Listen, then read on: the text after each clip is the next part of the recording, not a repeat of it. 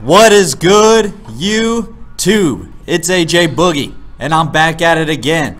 And I brought yet another future JBA athlete. His name is Jordan Ray, and he's the next JBA baller. Jordan, what's going on, man? What's going on? How everybody doing today? We're doing good. So I gotta ask, what's the name HollyWood come from? There's gotta be a story behind having the nickname HollyWood. Yeah, a little bit. You know, when I'm around my friends, you know, like at the house, you know, we're chilling, you know, I'm myself. They get to know me, so I'm kind of chill. You know, you got me down. But when I'm out in public and when it's time to, you know, get focused, I don't like to talk a lot. I stay in my own bubble. So my friends started calling me HollyWood Ray, you know, because they say I act like I'm Hollywood. You know, I act like I'm from Beverly Hills or something, like I'm famous already. So then it just caught on, as in YouTube started calling me HollyWood, articles started calling me HollyWood, so I just went with it. You know, my family even started calling me HollyWood, so I go by HollyWood Ray. That's awesome. I like that nickname. You can't have the nickname HollyWood and not perform when the lights are on. So I really like that. That's an awesome nickname. Quite frankly, I'm a little jealous of it. I wish my friends would call me that. So I read an article about you on Twitter again, and it was talking about how you had no sleep for the JBA tryout. And I can't imagine going to a tryout, fighting for a job with no sleep. So talk about that. Absolutely. It was, you know, I knew I had to try out Saturday. I knew I had to drive up there Saturday morning, like early morning before the sun come up. But that didn't stop the fact as I still had to work out Friday. I didn't change up my schedule, so I still had 3 workouts Friday. That's my light day. And after my workouts, I got home around 11:30. So, you know, we was going to leave around 1 a.m. And hang on, Jordan. Let me interrupt you. And you're from LA, and you went to the Atlanta tryout, correct? Yes. Okay. I was in Tennessee at the time, training with my cousin and uncle. Okay. All right. Continue. Yeah. So I'm in Tennessee. So we're working out, and 11:30 to 1. You know, that's not a long time. So I didn't want to go to sleep. I was just going to sleep in the car. I didn't think I was going to have to drive, so I was going to sleep in the car. It's only 3-4 hours. So I was going to get there around 5 a.m. and I didn't have to be there till 9 a.m. So I had time to sleep, get some rest. But, you know, one thing led to another, prolonged, and I ended up leaving at 4 a.m. And my uncle actually had me drive because he was tired. So it was no sleep. I drove. I got there around 8:30, grabbed me something to eat. Grabbed me a Gatorade and a water, and I checked in at 9 a.m. and it was time to go. No sleep. I was going off 24 hours and no sleep. Oh my gosh. So that had to be some excitement too, / being exhausted, I would imagine. Exhausted, but, you know, I had to just find my second win and get the job done. Hey, and that's why you got the nickname HollyWood, it sounds like. When the lights are on, you perform. Absolutely. All right, so I want to know, how does it feel to be a part of history, joining the JBA, being a pioneer in the JBA movement? How does that make you feel? It makes me feel great, as in, you know, you can actually call yourself a pro straight out of high school. You know, I'm really young, just turned 18, so everything was, it just moved so fast, because as in, I feel like less than 6 months ago, me and my family was sitting down going over all my offers and thinking about where I wanted to go to school or what was the best situation for me. And, you know, college, you know, education is a big deal, don't get me wrong, but at this stage, it's always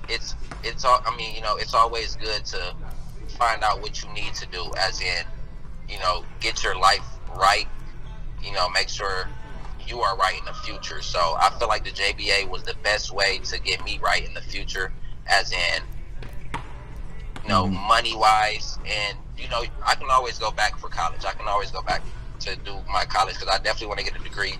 But I just feel like the JBA was the right move for me. I feel great being called a pro.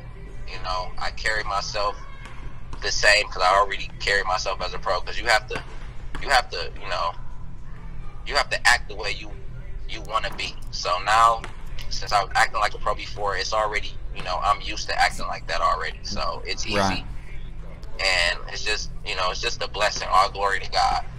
That's awesome, man. And I talked to another kid from the JBA, and he said kind of the same thing you said. He's making a bet on himself, and he felt this was the right move now. And I really think that's cool because it probably is the right time to make this jump. The league's getting started up. They need some big names, and for it to work, you guys have a lot of pressure on your shoulders. A lot depends on how well you guys perform, and I'm rooting for it. I'm not a fan of the NCAA, and I want the JBA to take down the AA. So, talk about, if we're going by 2K terms, what kind of archetype on you? And based on the video you showed, I'm going to say you're part sharpshooter, so what else are we getting from you?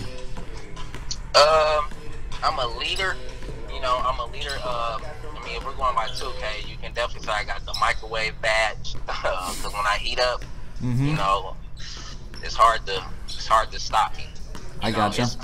It's hard to stop me, period. But as in, if we're going by 2K, I definitely have the fourth quarter badge because, when it's time for crunch time, I do want the ball in my hands, and that don't mean, I'm gonna go get a bucket. That means I'm gonna make a play. I'm gonna make a play for one of my teammates or somebody, and I'm gonna make sure, we get the job done. I don't like to compare myself to anybody, but if I do have to compare myself to anybody, I'll have to go with Kobe. Because when it's a step up, Kobe steps up. All right. He don't let people down. All right, I'm going to let you slide with that for now, but towards the end of the interview, I'm not letting that get away. So, let's talk about the JBA. What was the selection process? How did it work? Was it 5-on-5? Did you do drills, or how was that? We got in there and started scrimmaging right off the bat, 5-on-5. It was 5-on-5 the whole workout. So it was, we got to see what you can do with the ball, without the ball. We got to see if you can play defense, if you can stop people, if you can grab rebounds. We got to see where your hard working, effort comes in at. So if you, that's what it was. It was just, we got to see what type of player you are, what type of attitude you have, and what type of leadership you have. I see. So they wanted to see every aspect of the game, it sounds like.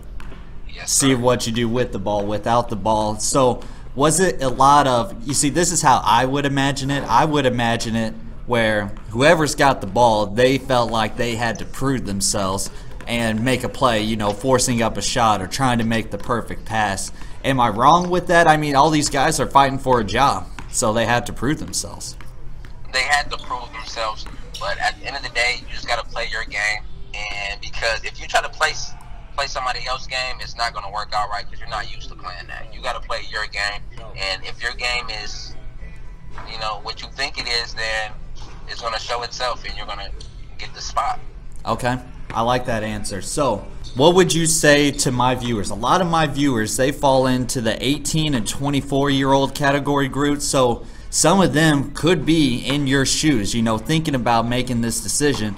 And my other top audience is 25 to 35 plus year olds. So those could be young adults with kids. So if you could say anything to the viewers, what would you say? What would you say to the younger guys first? To the younger guys, and this goes for everyone, make sure you always give God the glory, because without him, nothing is possible. Nothing is possible. And to the younger guys, don't ever give up on your dreams. Anything is possible. Don't let nobody tell you you can't do something, because the only person that can tell you can't do something is yourself. That's awesome. I love that answer. So now what would you say to the older adults who have a kid that wants to try out for the JBA, but they're scared to do it because you only get one chance at raising your kid, and they feel like, he's got to get an education. That's the safe route. So what would you say to a parent in that situation?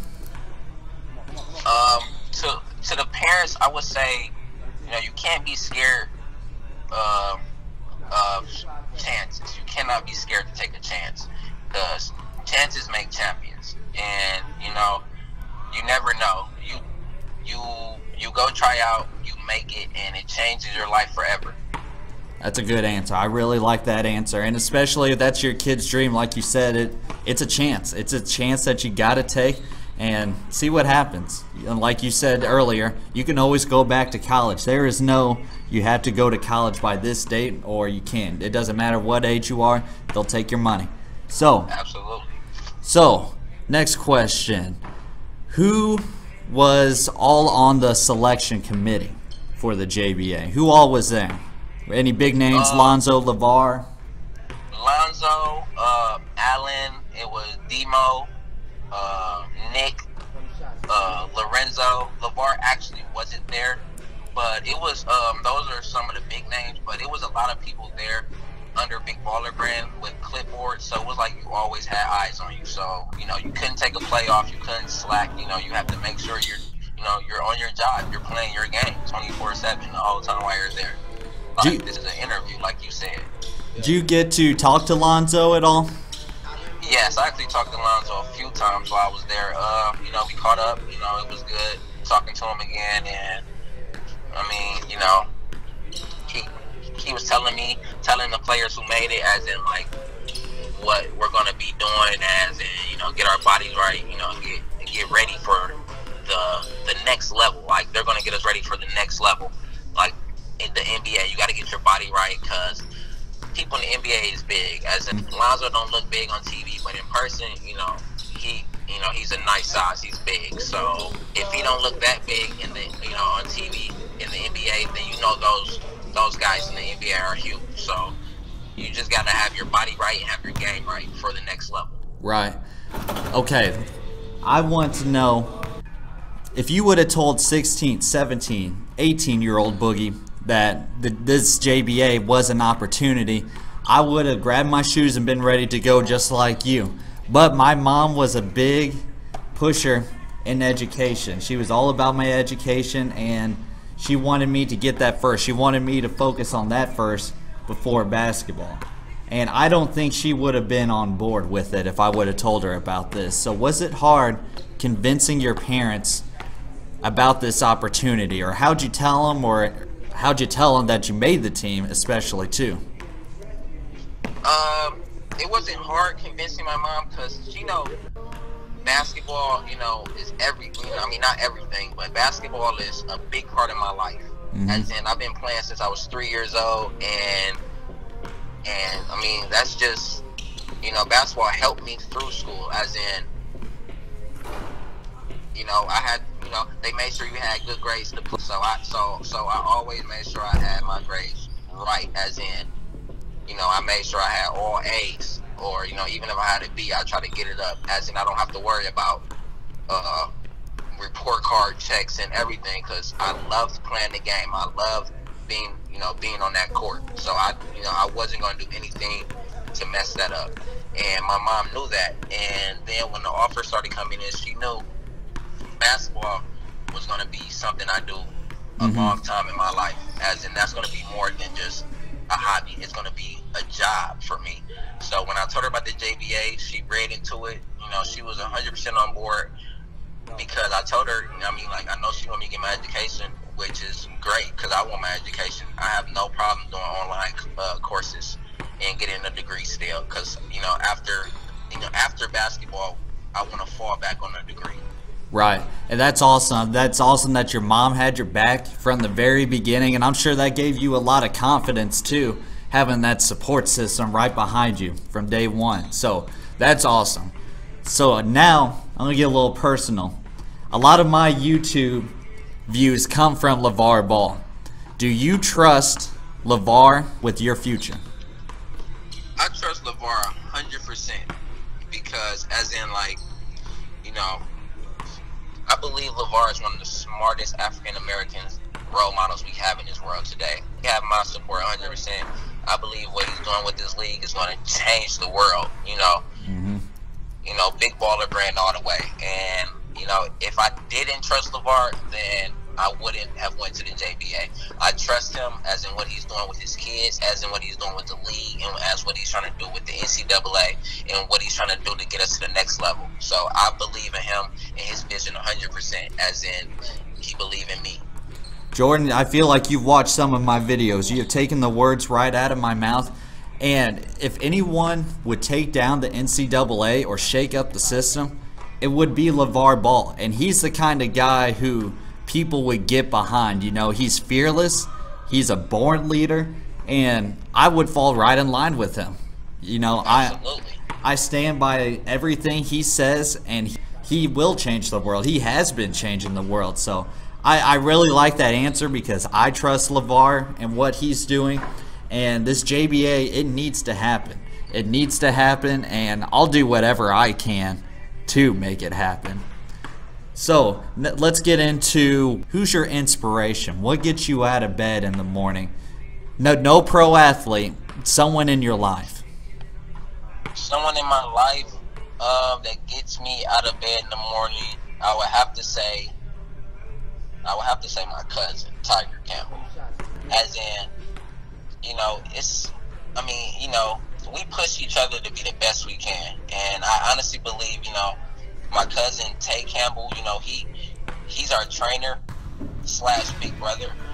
But, you know, Tiger, you know, in our workouts, I always push myself to do one extra thing more than him, or, you know, be better than him. And he do the same. So I feel like we push each other to the limits that we never knew that we had. So I always try to be better than him, and he always try to be better than me. So on the court, we compete to the most, you know, to the highest. Right. And when we're not playing each other, you know, it's just, you can tell because we're the best, you know, best guards on the court. Right. And for none of you guys who know who Tiger Campbell is, he's committed to UCLA, and this kid is a baller. He's good. So you and Tiger playing against each other, like you said, you probably bring out the best, the absolute best in each other. So when you don't have a Tiger Campbell guarding you, you're probably like, man, this isn't nearly as bad, you know, because workout partner to have, because you're going to bring out the best in each other, like you've been saying. So tell me about the moment you fell in love with the game of basketball. Was it a moment or an experience, or just tell me what you got? I fell in love with basketball the first time it touched my hands, honestly. And when the first offer came, it was exciting, but I knew it was coming because of all the hard work I put in. So I wasn't super excited, but I was excited that, you know, I'm actually seeing the results now. Mm-hmm. Seeing all that hard work pay off. Yeah, seeing all that hard work pay off, and it's still paying off, and it's only gonna get better from here. I would say, I'm gonna get into a little story too. I would say the moment I fell in love with basketball, my dad was a coach throughout my whole childhood, so I was always on the road with the team, and I just love the team aspect. You know, having a bunch of guys that are your brothers, and then just playing the sports you love, because it's basically, I don't want to say going to war, but you are kind of going to war. You're going into battle with another group of guys you don't know. You know, it's you against them. You got to do what you got to do to win, and I fell in love with the competition. I fell in love with the camaraderie and everything that it brought with it. So that's a really good answer. So with the highs come the lows.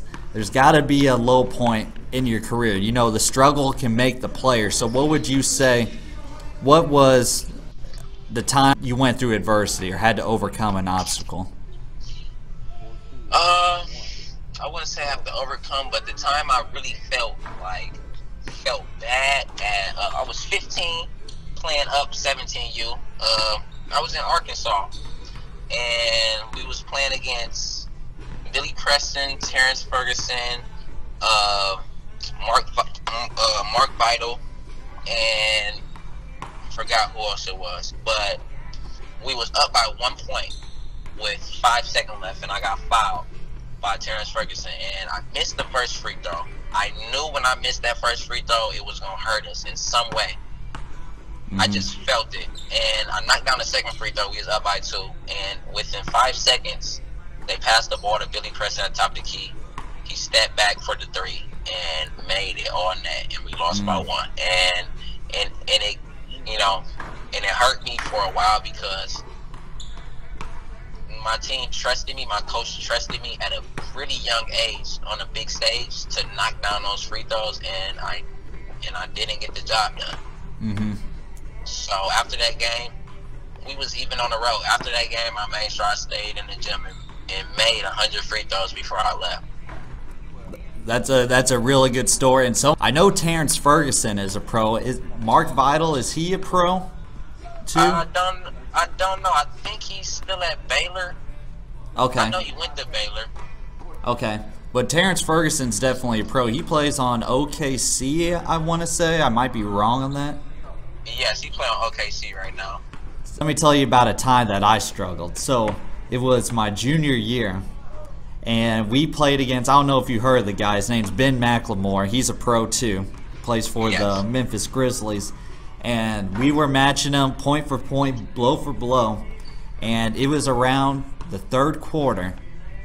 I went up for a shot, and I hit someone, made contact in the air, landed, and my knee buckled. And I never had a feeling like that. I went kind of numb because I could feel like the buckle throughout my whole body, and I just instantly collapsed. And we were in that game, and then when I came out, then I thought I tore my ACL because they took me out of the game. They were like really cautious with me, and I was thinking in my head just like, yep, it's tore, and that's the end of the season. And that off season, I was so determined to be the best basketball player that I could absolutely be, because it just takes, going up for a layup, getting hit, knee buckles, you're done. You never know when that opportunity of playing ball can't slip away. You never know. So let's move on to, do you have any fears? Any fears at all? Because now you're a professional. You're going to have to make sacrifices, be away from home, be away from family, and probably make some tough decisions coming down the road. Is there any fear at all? There's no fear. There's nothing, I have no fear in me. Because this is what I've been wanting. I've been wanting this pro life. I've been wanting this success. So I'm ready for whatever life throws at me, and I'm just prepared for anything. I'm prepared for the good and the bad. So I'm not scared of anything. That's awesome. I love that answer, and you can't be scared now. And it sounds like you've been dreaming of this, and now you woke up and it's a reality. So there's no reason to be scared. Absolutely. Tell me about an accomplishment that you had in your basketball career that shows that you belong here. You belong in the JBA, and you deserve this opportunity. Give me an example or prove it to me. I have a lot of accomplishments, but what I think that makes me say I belong in this league is I have a leadership attitude. I have a winning attitude. I play hard, and I'm really excited to watch.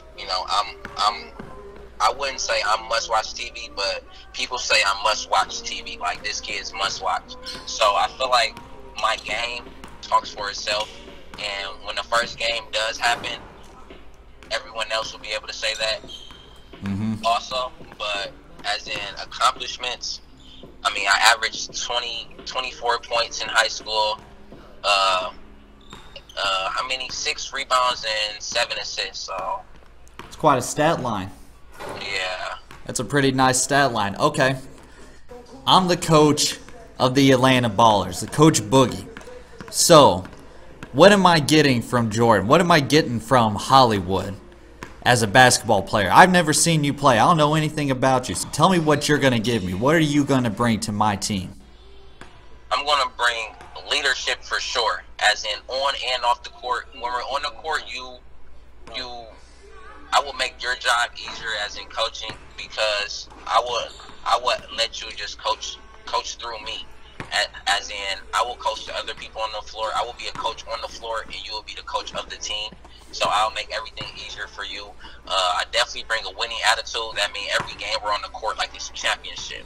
Every game we're on the court to win by 40 if we can. Like, we're keeping our foot on their neck. And off the court, we carry ourselves like we're pros. So you're gonna help me do. pros. You're gonna help me do all that. You say. How are you gonna do that? That's nice and everything, but show me how. Tell me how you're gonna do it. How I'm gonna do that is just, I mean, you know, I'm gonna be that leader that they can come to, they can talk to. I'm always gonna be there for my team, and I'm gonna be a great role model. Like right now, I'm up here at this elementary. They have field day. I'm helping out a little bit. You know, they wanted me to come, so I'm giving back to the community. I'm definitely letting I'm letting the kids know that, you know, you got to make sure your grades are always good. Give God the glory and always give your 100% in everything you do. That's awesome. I really like that answer. It sounds like you talk to me about your favorite basketball players, or if you got any NBA predictions. I know you said Kobe, Jordan. And with you being from LA, I would expect that. But you know the king is still LeBron. Yes, for sure. The king is LeBron. And, you know, I got to... What are you going to do when he comes to LA? Before this season started, I definitely agreed that Kobe was the GOAT. I always thought that. But right now, as in what LeBron is doing, the GOAT is definitely up in the air. I have Kobe and LeBron up there. You know, everybody keeps saying Michael Jordan was the GOAT, but I didn't see Michael Jordan play. You know, I only seen Kobe and LeBron, so I'm going with Kobe and LeBron. Michael Jordan can be for, you know, the older people. Right. You know, Michael Jordan wasn't in my era. Right. So what are you going to do when LeBron comes to LA and then he takes Kobe's throne? No, he's definitely not going to take Kobe's throne. Oh, yeah, he is. Yeah, he is. But we're going to love him in LA. Can't wait till he comes. Can you imagine him, Lonzo, and if Paul George or whoever else is going to come to LA? Man, the Lakers are going to be good. The Lakers are going to win the championship next year, guaranteed. Lonzo's the best point guard in the league. He's too high. Yep, I made a video about it. Lonzo is going to be a future all-star. I mean, he averaged, 10 points, 7 boards, 7 assists. You give him one off season, he's going to come back, average 14 points, 8 assists, 7 boards. He's going to have better teammates, too. Guaranteed. Absolutely. He's going to have better. Yeah. His stat line's going to be ridiculous. I'm going for averaging a triple-double. If he stay healthy, he's averaging a triple-double. Right, exactly. I don't see why he couldn't. I don't think that'd be crazy at all to think. So, NBA playoffs. Who you got? Who you got winning? Yes. Who I got winning right now? I got to go with Golden State. They're looking unstoppable. You know, because when Steph Curry's out, they're still blowing through teams. When KD's out, they're still blowing through teams. They have too many threats on that court. Right. They do. One of those guys can have a bad night, and they'll still, like you said, win by 20. Yeah, so I'm going with Golden State still.